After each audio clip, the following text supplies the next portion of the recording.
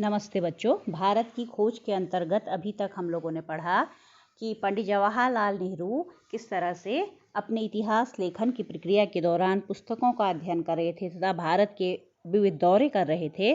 साथ ही अब वो भारत की आज़ादी के लिए मध्य वर्ग की ओर किसी नेतृत्व के लिए देख रहे थे और अब ग्रामीण जनता से भी उनका संपर्क होना था, क्योंकि भारत वास्तव में गांवों का देश है। तो ग्रामीण जनता से उनका परिचय कराया एक नई शक्ति ने। वह नई शक्ति कौन है बच्चों? महात्मा गांधी के रूप में यह शक्ति आई थी। तो अब पंडित जवाहरलाल नेहरू और उनके अन्य साथियों का नया एक परिचय हो रहा था गांवों से। तो अब उसी बात को बता रहे हैं। भारत माता शीर्षक से अध्याय है आपका। तो इस अध्याय में लेखक बताएंगे कि भारत माता, जिसे हम महज दो शब्द समझते हैं, वास्तव में ये भारत माता है क्या? चलिए हम शुरू करते हैं। अक्सर जब मैं एक के बाद एक सभा में जाता तो श्रोताओं से मैं अपने देश की चर्चा करता, हिंदुस्तान की और साथ ही भारत की, जो जाति के संस्थापक भरत के नाम पर आधारित इसका प्राचीन संस्कृत नाम है। तो लेखक कह रहे हैं, अब जब मैं सभाओं में जाता था तो श्रोताओं से, श्रोता कौन होते हैं? जो सुनने वाले हैं उनके भाषण को, उन्हें कहते हैं श्रोता। तो श्रोताओं से मैं हिंदुस्तान की चर्चा करता था। हिंदुस्तान भी नाम है, भारत भी नाम है भारत का। पहले आर्यवर्त भी नाम थे, अनेक नाम है। और भारत नाम किससे पड़ा है कहते हैं? दुष्यंत और शकुंतला के पुत्र भरत के नाम पर इस देश का नाम भारत पड़ा कहते हैं। तो कह रहे हैं मैं इन सब की चर्चा लोगों से किया करता था। और ऐसा काम लेखक बता रहे हैं मैंने शहरों में कम किया, क्योंकि शहरों के जो श्रोता थे, वहाँ की जो जनता थी, वो आधुनिक थी, वो ज़्यादा जानती थी। ये सब काम किया, कह रहे हैं मैंने कहा, गांवों में। और शहरों के श्रोता तो अधिक दमदार भाषण की अपेक्षा करते थे, वो अच्छा भाषण चाहते थे और भी ज़्यादा। पर सीमित नज़रिए वाले किसानों को मैंने इस महान देश की बाबत बताया जिसकी मुक्ति के लिए हम संघर्ष कर रहे हैं। तो कह रहे हैं मैंने किसको बताया इस देश के बारे में? किसानों को बताया, जिनका नज़रिया भी सीमित था, क्योंकि वो केवल गाँवों के दायरे में रहे थे। उन्हें गुलामी से क्या परेशानियाँ बाहर की तरफ हो रही हैं वो बहुत अधिक अंदाज़ा नहीं लगा पा रहे थे, और स्वयं भी किन कारणों से वो परेशान है वो नहीं समझ पा रहे थे। तो लेखक ने उन्हें इस सब के बारे में बताया कि कैसे सारे लोग आज़ादी के लिए, मुक्ति के लिए इस समय संघर्ष कर रहे हैं, और बताया कि कैसे भारत का हर हिस्सा एक दूसरे से दूर दूर होते हुए भी क्या है? भारत ही है, हम सब एक हैं। ये सब भावनाएं वो किसके हृदय में भर रहे थे? भारत के किसानों के अंतर्गत। मैंने उन्हें उत्तर से दक्षिण और पूरब से पश्चिम तक किसानों की समस्याओं की जानकारी दी, और उस स्वराज की भी जो कुछ विशेष लोगों के लिए नहीं, सबके लिए, भारत के हर हिस्से के लिए एक सा होगा। तो कह रहे हैं मैंने उन्हें कुछ समस्याएं बताई जो भारत में इस समय चल रही थी। किसकी समस्याएं? किसानों की ही बताई, क्योंकि जो अपनी समस्याएं होती हैं उससे व्यक्ति ज़्यादा जुड़ा होता है। तो कह रहे मैंने उन्हें पूरे उत्तर से दक्षिण तक, पूरब से पश्चिम तक, पूरे भारत में किसानों की समस्याएं बताई। और ये समस्याएं लगभग क्या थी? एक सी ही थी। क्या क्या थी बच्चों ये समस्याएं? ये थी गरीबी, किसान गरीब थे, कर्ज के बोझ से लदे थे, निहित स्वार्थ था, अंग्रेजों के अपने स्वार्थ थे। निहित यानी स्थित स्वार्थ, उनके अंग्रेजों के अपने स्वार्थ थे। जमींदार लोग जो थे वो क्या करते थे? किसानों को से अधिक काम अधिक कराते थे, और जो कुछ ऋण वो देते थे, जो उधार वो देते थे, उस पर इतना अधिक ब्याज कर देते थे कि कभी भी किसान उस ऋण से, उस कर्ज से मुक्त ही नहीं हो पाते थे। महाजन लोग थे, उधार देने वाले लोग थे। तो ये सब किसानों को परेशान किया करते थे। भारी लगान था। लगान होता है एक तरह का कर या टैक्स बच्चों, जो जमीन पर लगता है। तो ये सारी चीज़ें क्या थी?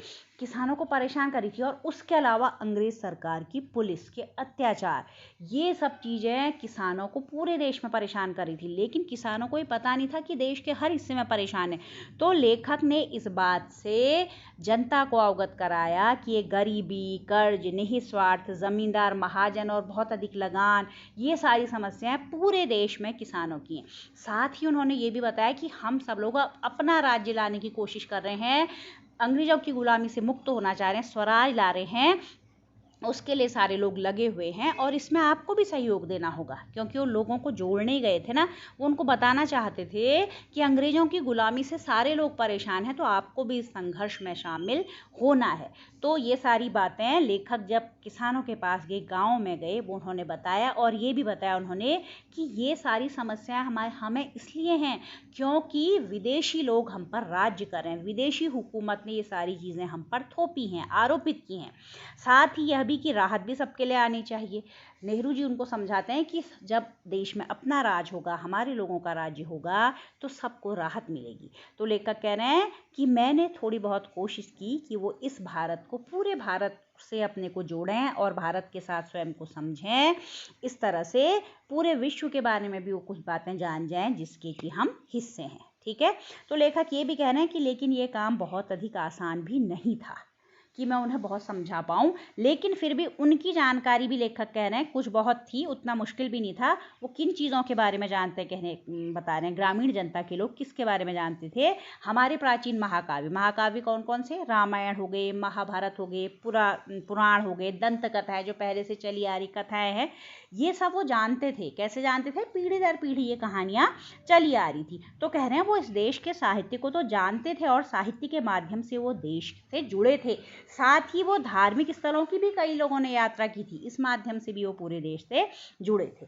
तो अब देखिए आगे लेखक बताएंगे भारत माता की जब हम बात करते हैं तो वो क्या है। कभी कभी कहते हैं जैसे ही मैं किसी सभा में पहुंचता था, मेरे स्वागत में अनेक कंठों का स्वर गूंज उठता था, भारत माता की जय। लोग क्या कहने लगते थे? भारत माता की जय। तो लेखक कहते हैं मैं उनसे अचानक पूछ लेता था कि आप भारत माता की जय तो कह रहे हैं, लेकिन ये भारत माता है क्या? भारत माता कौन है जिसकी आप जय कर रहे हैं? तो लोगों को उनका ये प्रश्न बड़ा आश्चर्यचकित करने वाला लोगों के लिए होता था, मनोरंजक लगता था, और वो समझ नहीं पाते थे कि लेखक को अब क्या जवाब दें कि भारत माता क्या है। तो कह रहे हैं लोग एक दूसरे की ओर देखकर, लेकिन कभी कभी कोई जवाब दे देता था। कह रहे हैं एक हट्टे कट्टे जाट ने कितनी पीढ़ियों से जिसका इस भारत से नाता था, कई पीढ़ियां उसकी थी, उसने कहा, क्या बताया उसने भारत माता कौन है? उसने कहा भारत माता हमारी धरती है, भारत की प्यारी मिट्टी है। तो लेखक कह रहे मैंने फिर सवाल किया कौन सी मिट्टी है? उनके अपने गांव के टुकड़े की या जिले और राज्य के तमाम टुकड़ों की या फिर पूरे भारत की मिट्टी? तो लेखक फिर कहते हैं तो कौन सी मिट्टी है? तुम्हारे गाँव की है, तुम्हारे शहर की है, जिले की है, देश की, किसकी मिट्टी है? तो कह रहे इस तरह से मैं प्रश्नोत्तर का सिलसिला चलाए रखता, प्रश्नोत्तरों का क्रम चला रहता था, और अंत में सबने क्या बताया कि भारत वो है जो उन्होंने सोचा था उससे कहीं अधिक है। भारत के पहाड़, नदियां, जंगल, फैले हुए खेत और वो सारी चीजें जो हमें खाना देती हैं, जो हमें प्रिय हैं, वो सब भारत हैं, ये लोगों ने बताया। लेकिन क्या बच्चों केवल यही भारत है? भारत की जंगल, जमीन, मिट्टी केवल यही भारत है? वास्तव में भारत कौन है? देखो क्या कहा, लेकिन जिस चीज का सबसे अधिक महत्व है वो भारत की जनता। सबसे अधिक तो महत्व किसका है? जनता का। कह रहे हैं कि भारत की जो जनता है वास्तव में वही भारत है, वही भारत माता है।